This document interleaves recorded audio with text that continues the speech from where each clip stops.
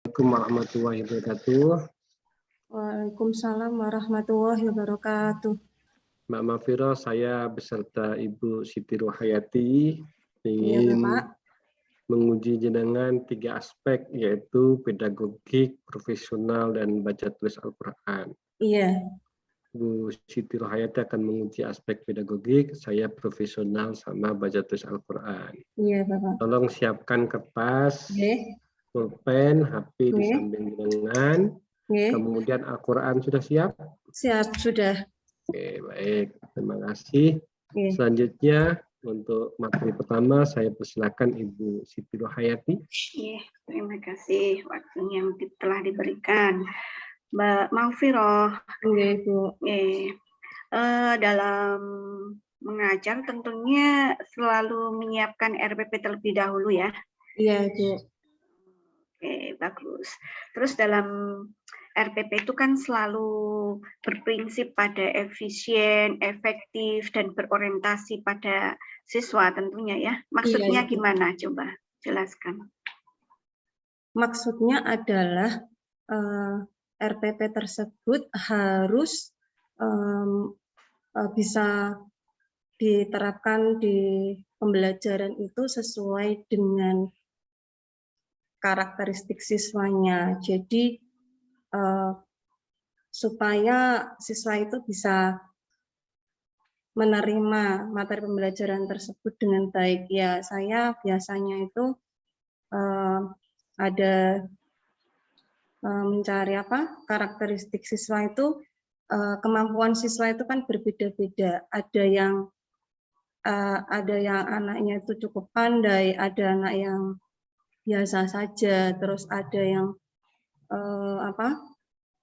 kelas di bawah gitu, maksudnya tingkatnya lebih rendah lagi. Itu saya biasanya menyesuaikan dengan kondisi siswa sehingga bisa diterima anak dengan baik pembelajaran tersebut. Oke. Kalau efisien dan efektifnya, kalau itu tadi kan berorientasi pada siswa ya. Yang dimaksud dengan efisien dan efektif yang seperti apa RPP-nya? RPP yang efisien dan efektif itu ya yang antara tujuan pembelajaran dengan materi pembelajaran itu ya harus sinkron gitu, Bu. Harus urut sesuai dengan tujuan pembelajarannya. Oke. Saya seperti itu. Oke. Apakah ada persyaratan baku ini untuk format penulisan RPP di sekolahnya dengan? Di sekolah saya ada, Bu, format penulisannya biar sama, biar seragam gitu, disamakan. Bahkan formatnya itu dari sekolahan saya itu membuat format yang setiap guru nanti bisa mengisikan di dalam itu, sehingga bisa sama, ya ada logonya, ya ada urut-urutannya, itu formatnya biar sama gitu satu sekolah, satu tempat. Sudah mengajar berapa tahun? Saya itu udah mengajarnya sejak 2006, Ibu. Lama ya? Enggak, 2006 sampai sekarang. Berarti berapa tahun ya, Bu? Sudah lama. Ya. Bagaimana cara ini menarik perhatian siswa kalau dalam mengajar? Cara menarik perhatian siswa, saya dengan itu, Ibu, ya ajak siswa itu dengan cara memberikan pertanyaan, karena kan biasanya siswa itu kalau mendengarkan ceramah terus itu kan bosan, Ibu. Sesekali saya berikan pertanyaan dan nanti ada semacam hadiah bagi siswa yang bisa berani menjawab pertanyaan tersebut. Ya baik meskipun jawabannya benar maupun salah, itu saya berikan ya pujian atau hadiah gitu, supaya dia itu kemudian perhatiannya menjadi beralih ke ke pembelajaran lagi, seperti itu kalau saya.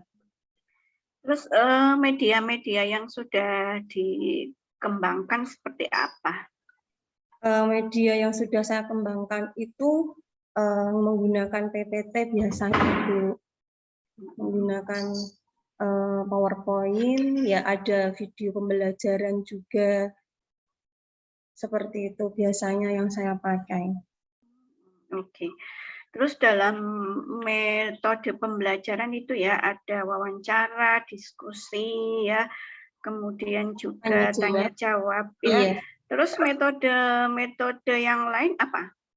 Oh, metode yang lain biasanya demonstrasi, Bu.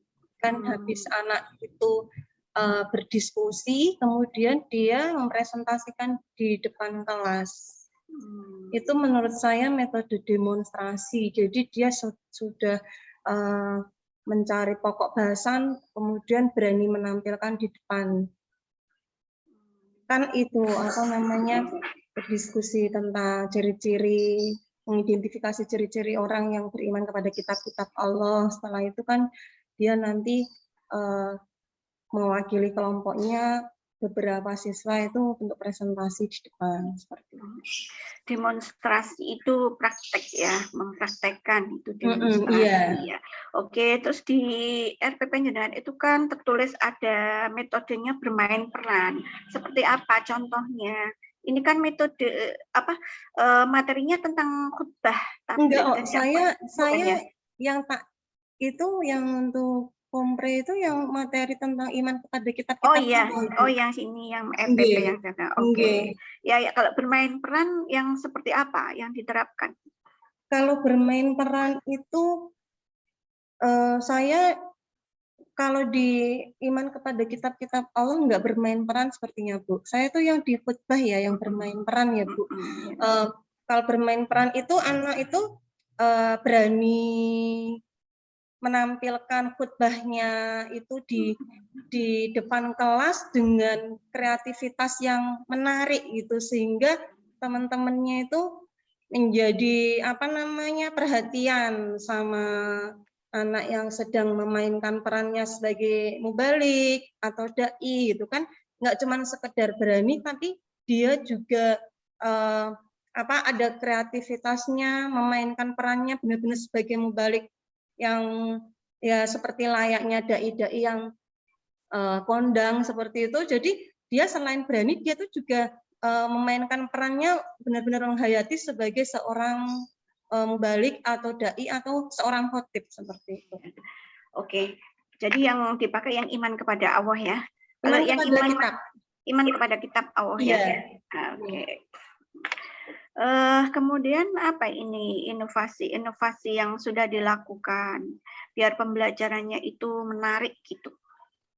Inovasi pembelajaran yang saya lakukan biasanya menggunakan yaitu Bu model-model pembelajaran yang beragam, yang apa namanya ya biar siswa itu tidak bosan. Kadang saya pakai PBL, kadang pakai itu discovery learning, kadang pakai ya kalau ada yang menghasilkan produk saya pakai PJBL gitu Bu. Jadi anak itu tidak bosan dengan yang metode yang itu aja. Itu seperti itu inovasi pembelajaran saya dengan metode yang beragam. Ya. Kalau PBL itu langkah-langkahnya gimana? PBL berarti anak mencari permasalahan dulu, kemudian setelah menemukan permasalahan itu mencari hipotesis penyelesaian masalah, terus setelah itu didiskusikan dengan teman-temannya, selanjutnya mempresentasikan di depan kelas. Oke, untuk implementasinya dalam materi ini? Oh, dalam materi iman kepada kitab-kitab Allah. Ya, mengidentifikasi itu ciri-ciri orang yang beriman kepada kitab-kitab Allah itu seperti apa gitu. Jadi dia mencari permasalahan orang yang tidak beriman itu seperti apa, ciri-cirinya yang beriman seperti apa gitu kan. Kemudian terus itu didiskusikan dengan teman-temannya, terus mencari menemukan akhirnya ternyata ciri-ciri orang yang beriman kepada kitab-kitab Allah itu yang gemar membaca Al-Quran, terus kemudian bisa mengamalkan Al-Quran dalam kehidupan sehari-hari, kemudian mendakwahkannya kepada manusia yang lain yang belum tahu tentang ilmu itu tersebut gitu. Untuk mengembangkan berpikir kritis siswa itu seperti apa? Mengembangkan berpikir kritis siswa, itu saya biasanya dengan memberikan pertanyaan, Bu, memberikan pertanyaan. Misalnya pertanyaannya seperti apa? Kan itu ada disajikan dengan gambar, Bu. Biasanya saya sajikan gambar gitu kan. Terus anak saya pancing untuk bertanya itu. Misalnya ada gambar apa namanya? Kan mengenai iman kepada kitab-kitab Allah ya. Ada gambar itu misalnya itu ada kitab-kitab yang jumlahnya kan ada 4, Allah menurunkan 4 kitab ya itu. Terus ada Zabur, Injil, Taurat, dan Al-Quran. Lah itu anak nanti melihat gambar tersebut, terus dia kan saya pancing dengan supaya dia itu bisa memunculkan pertanyaan yang berkaitan dengan gambar yang disajikan tersebut. Ya, jadi dia bisa kemudian dijawab nanti dalam melalui kegiatan belajar seperti itu pertanyaan. Saya suruh memunculkan pertanyaan dulu gitu loh, Bu, biasanya. Kan dia kan berarti berpikir kritis ya, bisa mengidentifikasi masalah dulu, terus setelah itu kan siswa mengajukan pertanyaan ya, nanti yang tidak dipahami itu yang mana, kemudian nanti dia akan mendapatkan informasi tambahan tentang apa yang ditanyakan tersebut yang dia tidak pahami. Kemudian untuk refleksinya seperti apa? Untuk refleksinya? Refleksinya mengaitkan itu makna iman kepada kitab-kitab Allah dalam kehidupan sehari-hari. Jadi dia menerapkan materi beriman kepada kitab-kitab Allah dalam kehidupan sehari-hari, baik sebagai seorang pelajar, sebagai seorang anak dalam keluarga, sebagai hamba Allah, itu dia harus bisa menampilkan perilaku sebagai orang yang beriman kepada kitab-kitab Allah. Jadi kalau misalnya sebagai seorang pelajar, ya dia harus bisa datang ke kelas tepat waktu, terus kemudian tertib dalam berpakaian. Kalau sebagai anak ya mendengarkan nasihat dari orang tua gitu. Kalau sebagai hamba Allah dia gemar membaca Al-Quran, mendakwahkan dan mengamalkan isi kandungan dari Al-Quran tersebut. Oke, dalam pembelajaran sering itu menerapkan reward and punishment ya. Iya, Ibu. Coba rewardnya seperti apa, punishment-nya seperti apa, gitu selama ini yang Ibu lakukan ketika dalam pembelajaran. Reward-nya itu biasanya ya dikasih hadiah, kasih tambahan poin nilai. Nilainya nanti ditambah ada nilai plusnya gitu, itu biasanya seperti itu, Bu. Terus kalau reward punishment-nya itu ya anak disuruh mengerjakan itu kembali. Misalnya dia kalau punishment kan berarti di hukuman dia itu berarti kalau misalnya dia itu salah ya suruh mengerjakan kembali, remedi istilahnya seperti itu kalau saya, Bu. Oke. Jadi dalam pembelajaran ini Ibu sudah menggunakan pendekatan TIPEC ya? Iya, Bu. Coba jelaskan pendekatan TIPEC itu yang seperti apa? Pendekatan yang menggunakan teknologi, pedagogik, dan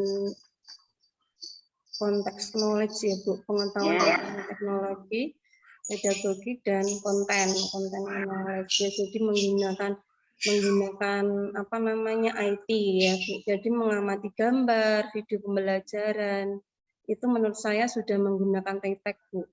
Ya, oke. Jadi setiap pembelajaran sudah menggunakan menggunakan teknologi ya. Ya untuk membuat pakai PowerPoint gitu loh, Bu, PPT. Oke. Ini saudara sudah menerapkan pembelajaran yang HOTS berarti ya? Iya, Bu. Ya. Menurut Anda? Ya, kadang masih ada soal yang belum semuanya HOTS sih, Bu. Ya. Ada kendala dengan ini Ya, Kendalanya gimana? Penyusunan soal penyusunan evaluasi soal atau HOTS. seperti apa? Iya, Ya, penyusunan soal HOTS kadang ada kendalanya kan, itu harus ada ilustrasinya dulu ya Bu ya. ya betul. Harus ada Ilustrasi dulu. ilustrasinya sehingga anak itu bisa memahami ilustrasi tersebut kan, kemudian tingkat berpikirnya jadi tinggi gitu lah. Saya itu kadang susahnya dalam menyusun soal HOTS itu ya membuat ilustrasinya itu. Ya, Tapi kadang memang masih ada beberapa yang sudah HOTS Bu, tapi belum semuanya memang. iya betul, makanya soalnya belum semuanya harus gitu. Ternyata memang juga gurunya lebih susah dalam membuat soal kan gitu Iya ya. Bu. Nah, ya enggak apa-apa, tapi itu juga bisa dikembangkan dengan pelan-pelan ya. Iya Bu. Oke, kemudian bagaimana cara memotivasi siswa Cara dalam belajar? memotivasi siswa dalam belajar biasanya saya itu kadang belajar bersama teman gitu Bu. Kan kadang kan siswa itu ada yang kalau belajar sendiri itu dia kurang bersemangat gitu toh Bu. Jadi terus tak suruh belajar sama teman berkelompok gitu. Jadi dia menjadi termotivasi untuk belajar seperti itu. Terus saya juga memilih metode pembelajarannya yang tepat supaya dia tuh termotivasi ya Bu, sesuai dengan itu materi pembelajarannya misalnya PBL atau discovery learning. Jadi metodenya itu saya sesuaikan dengan materi sehingga anak itu termotivasi untuk belajar. Kemudian biasanya saya juga memberikan ya kata-kata motivasi lah Bu, supaya dia itu semangat ya memberikan kata-kata motivasi seperti apa contohnya? Kata-kata motivasinya ya mencontohkan teladan Imam Syafi'i yang begitu bersemangat dalam menuntut ilmu seperti itu, nanti membuat anak itu menjadi termotivasi dengan meneladani tokoh-tokoh yang begitu gigih dalam menuntut ilmu. Saya seperti itu biasanya, maksudnya memberikan kisah gitu. Terus saya juga kadang memberikan pujian juga, maksudnya biar anak termotivasi. Nanti baik yang jawabannya salah maupun benar ya tetap saya kasih reward gitu tadi. Jadi anak jadi misalnya mengerjakan soal yang HOTS itu dia kesulitan gitu. Terus saya kasih nanti yang bisa jawab nanti yang berani maju ke depan dapat reward gitu. Misalnya dia itu nanti mencoba untuk mengerjakan dan dia berani maju ke depan untuk mengerjakan soal tersebut. Bagaimanapun caranya dia termotivasi untuk mau mengerjakan karena ada rewardnya itu tadi. Seperti itu Bu. Ya kadang saya juga ada kompetisi antar teman gitu, antar siswa. Jadi ya kayak itu tadi dengan memberikan tambahan nilai lah atau apa gitu Bu. Seperti itu. Tapi untuk materi PAI saya rasa siswa tidak terlalu masalah ya, nilainya selalu baik disesuaikan KM ya. Dibanding dengan mata pelajaran yang lain seperti matematika, IPA dan lain sebagainya, biasanya kan kalau PAI kan lebih lebih mudah dipahami kan gitu ya. Biasanya nilainya lebih bagus daripada mapel-mapel yang lain Bu. Terutama kan anak itu kan ya kalau pelajaran PAI kan juga dikaitkan dengan akhlak ya Bu. Kalau nggak semata-mata dari materi pembelajaran itu juga akhlak yang baik pun juga bisa memberikan tambahan nilai buat anak tersebut. Kalau saya seperti itu Bu, mengaitkannya juga dengan budi pekerti itu tadi kan. Sekarang pelajarannya kan menjadi PAI dan budi pekerti Bu. Jadi selain dia menguasai materi pelajaran juga budi pekerti pun juga saya ikut pertimbangkan dalam pembuatan nilai. Terus ada nggak itu pengembangan itu tuh penilaian ya, selain prestasi tadi kan seperti yang jenengan katakan ada karakter kan gitu ya. Terus di sekolah itu kan untuk menciptakan suasana religius di sekolah itu seperti apa? Apakah sudah ada kegiatan-kegiatan keagamaan seperti sholat duha dan lain sebagainya, atau kegiatannya apa yang mendorong untuk mewujudkan sekolah yang religius? Oh, kalau di sekolahan saya itu sholat zuhur berjamaah, Ibu. Ada adanya juga, diadani oleh siswa tersebut. Setiap siswa itu adani, terus nanti koma, terus sholat berjamaah, sholat zuhur. Terus kalau pagi itu ada membaca Asmaul Husna, Ibu. Jadi membaca Asmaul Husna ditirukan oleh semua peserta, semua siswa, gitu. Semua peserta didik ikut semua membaca Asmaul Husna tersebut. Terus kalau sholat duha itu memang setiap anak izin sendiri gitu loh, Bu, kalau mau melaksanakan sholat duha, izin sama gurunya gitu. Seperti itu. Jadi yang ada untuk religiusnya itu ya membaca Asmaul Husna sama sholat zuhur berjamaah. Oh gitu. Terus kalau yang ekstra misalnya pendalaman membedeki gitu ada apa enggak? Ada ekstra apa namanya? Qiro juga ada, Bu. Ada ekstra qiro, ada baca tulis Al-Qur'an, ada rohisnya juga sih, Bu. Apa namanya? Jadi bagi anak-anak yang berminat mau ikut ekstra qiro ya itu. Jadi ada ekstranya juga mendatangkan pelatih dari luar itu untuk yang qiro. Karena saya sendiri nggak bisa qiro, Ibu, tapi nek BTAQ ya bisa. Jadi untuk qiro itu mendatangkan dari luar pelatih. Tapi sifatnya ini apa ya, pilihan saja gitu ya, tidak wajib kan ya? Nggak wajib, itu untuk pilihan. Membaca Al-Qur'an. Tapi kalau di sekolahan saya itu sampai saat ini masih ada mapel BTQ, itu masuk dalam sekolah KBM pagi. Ada materi itu pembelajaran BTQ. Saya juga ngajar BTQ, Bu. Untuk tahun ini masih ada. Tapi kalau tahun besok sudah diganti bahasa Arab, Ibu. Enggak BTQ lagi, kan BTQ masuknya muatan lokal seperti itu. Jadi diikuti semuanya, Bu. Enggak cuma pilihan karena masuk dalam KBM pagi. Masuk KBM ya. Saya rasa dari saya cukup, bisa dilanjutkan dengan penguji yang kedua, yang pertama. Saya penguji yang kedua. Terima kasih, Bu. Ya, selanjutnya kami serahkan pada Prof. Olan, monggo silakan.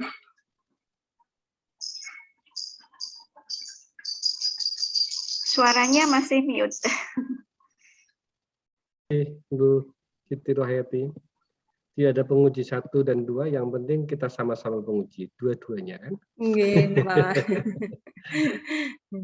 Mbak, saya ingin tahu.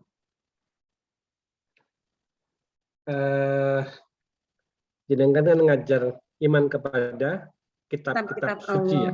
Kitab-kitab Allah. Taurat itu untuk agama apa, Mbak? Taurat itu untuk agama Yahudi, Bapak. Kalau Zabur? Zabur juga untuk agama Yahudi. Jadi sama ya, Taurat sama Zabur. Mana duluan, Taurat atau Zabur? Taurat dulu. Taurat dulu. Itu abad berapa itu? Taurat itu abad berapa ya? Abad berapa masa itu ya, Bapak? Sebentar. 6 sebentar, Bapak. Kalau Islam kapan Islam? Hah? Abad berapa Islam? Islam abad berapa? Islam itu 6 Masehi ya, Bapak? 6 Masehi. Kalau Injil? Injil, aduh kemarin aku tuh udah itu, Bapak. Sebentar, Bapak. Injil itu abad 1 Masehi sampai 610 Masehi. Kalau Taurat itu 12 sebelum Masehi sampai 10 sebelum Masehi. Kalau Al-Qur'an 610 Masehi sampai nanti datangnya hari kiamat. 610 itu abad keberapa? 610. Abad keberapa ya? Oke. Sekarang tahun berapa, Mbak?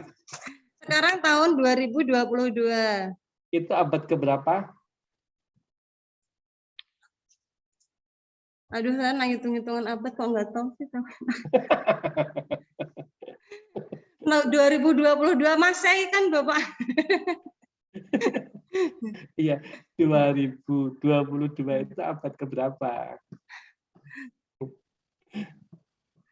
Aduh, saya nggak tahu hitung-hitungan abad sih, Bapak. Tidak. Tapi sampai harus tahu, ini bukan persoalan tahu tidak. Oke ya. Jadi betul, Taurat Zabur itu untuk Yahudi. Injil Iya. untuk Kristen, Al-Quran untuk Islam. Islam, okay. Jadi kan, Kristen itu nggak usah dipikir, itu jelas dimulai kan abad pertama. Iya, abad 1 Masehi sampai 610 Masehi. Namanya saja Masehi, Masih gitu kan. Iya. Di awal itu. Kalau Islam itu, Mbak, kalau 600 kelewat itu, jenengan sekarang kan tahun 2000, ya Mbak ya? Iya. 2022. Sampai selalu ingat nggak sekarang abad keberapa? Tahun 2022. Itu abad 21. Abad 21. Allah. Ya kurikulum ya. Abad 21 ya Pak. Jadi kan gitu. Iya. Ya, saya baru ingat baru nggak kalau sekarang masuk ke kurikulum abad 21. Nanti kalau abad 22 itu mulai tahun berapa? Abad 22 mulai tahun 1 abad. Berapa toh Bapak? Aku tahu hitung-hitungan abad nggak tahu. 1 abad 100 tahun. 1 abad itu 100 tahun. Berarti sekarang abad 21 berarti 2022 tambah 100 122. Benar enggak?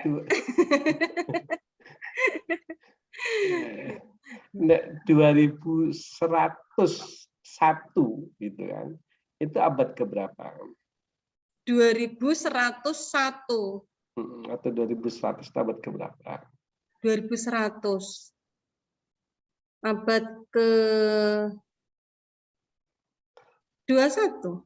Ya 22, namanya sudah lewat masuk itu loh. Oh, udah masuk 22 atau Bapak? Oh. Sekarang tahun 1900 itu sampai yang lahir tahun berapa? 1983. Nah, itu sampai yang lahir abad keberapa mesti Bapak? Dalam? Lahir abad keberapa? Lahir abad keberapa? 1983. 1983 berarti dikurangi ya Bapak ya. Abad 21. Saya kalau ngitung abad itu susah Bapak. Pelajaran matematika jadinya Pak Olan nih. ini kaitannya kaitannya tadi apa? Kok malah jadi pelajaran matematika? Ini nggak pelajaran matematika itu.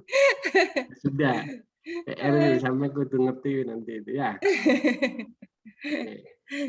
Tinggalkan. Tapi ini terus saya tanya lagi. Kalau pelajaran iman kepada kitab-kitab Rasul, titik tekanannya apa? Kitab-kitab Allah. Kitab-kitab Allah. Itu titik tekannya apa toh? Titik tekannya ya anak itu tahu makna dari beriman kepada kitab-kitab Allah, terus kemudian tahu ya itu kitab-kitab tersebut diturunkan kepada nabi-nabi siapa, terus di mana, dan kemudian setelah itu tahu bisa mengidentifikasi ciri-ciri orang yang beriman kepada kitab-kitab Allah itu seperti apa. Oke. Sekarang dalam kitab itu ada iman itu dalilnya dalil apa Mbak? Iman. Dalil, ada dua dalil kan? Ada dalil nakli dan dalil akli. nakli sama dalil akli. Nakli apa tuh, Mbak? Nakli, dalil yang bersumber dari Al-Quran maupun hadis. Nakli itu asal katanya apa tuh, Mbak? Apa disebut nakli? Dari kata-kata nukil ya kayaknya. Betul enggak, Bapak? Saya tanya pada sama aku pada diuji kan.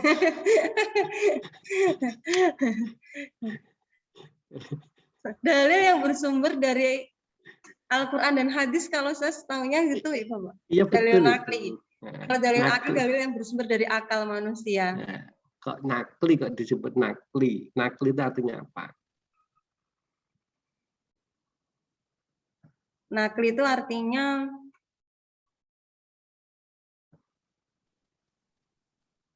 dalil nakli. Yang dalil yang jelas ketetapannya gitu. Benar enggak sih? Definisinya, takrifnya ya. Ya, Mbak.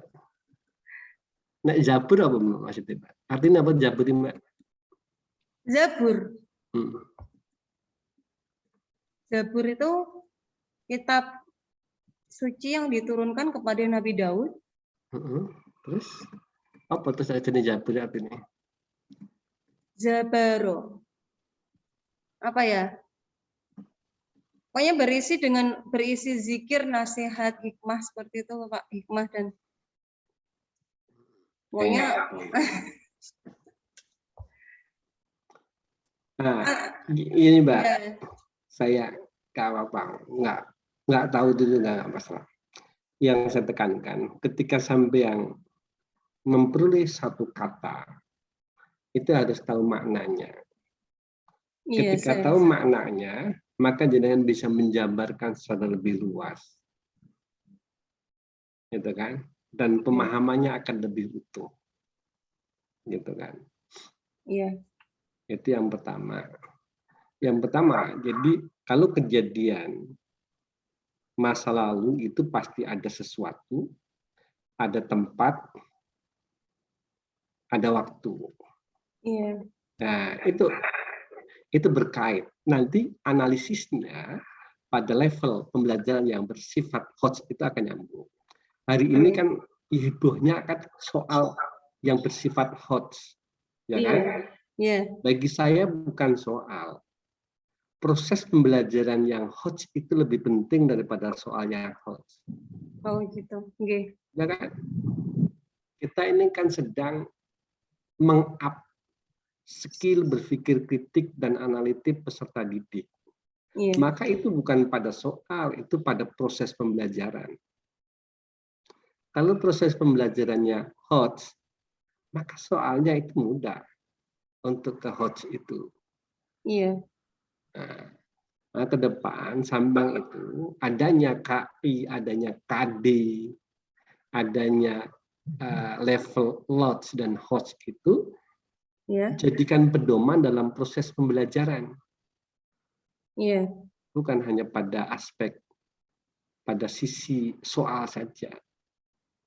Iya, Bapak. Tidak apa-apa. Ini langkah maju, tapi bagi saya ada kesalahan yang cukup fundamental dalam memahami sisi HOTS yang menekankan pada aspek evaluasi, tapi tidak pada aspek proses. Ya, Bapak? Iya, Bapak. Sekarang baca Al-Quran, Mbak. Iya. Anda mau baca apa? Yang penting jangan surat pendek. Silahkan, saya dengarkan. Saya membaca surat Al-Ahzab, Bapak. Silahkan. Ya. A'udzu billahi minasyaitonir rajim. Bismillahirrahmanirrahim. Ya ayyuhan nabiyyu taqillaha wa la tuti'il kafirin wal munafiqin. Innallaha kana aliman hakima. Wattabi' ma yuha ilaika mir rabbik. Innallaha kana bima ta'maluna khabira. Oke, cukup. Iya. Cukup. Nah, sekarang siapkan kertas. Iya, Bapak. Atas, dah. Tulis Mbak. Tulis apa Bapak? Nah. Innamal a'malu binniyat.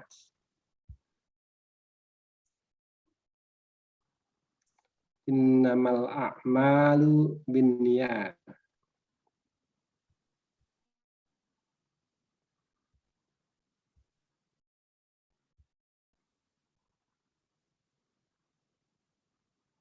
Ya, sudah? Oke, Mbak. Iya. Foto dikirim ke saya, Mbak. Iya, Bapak.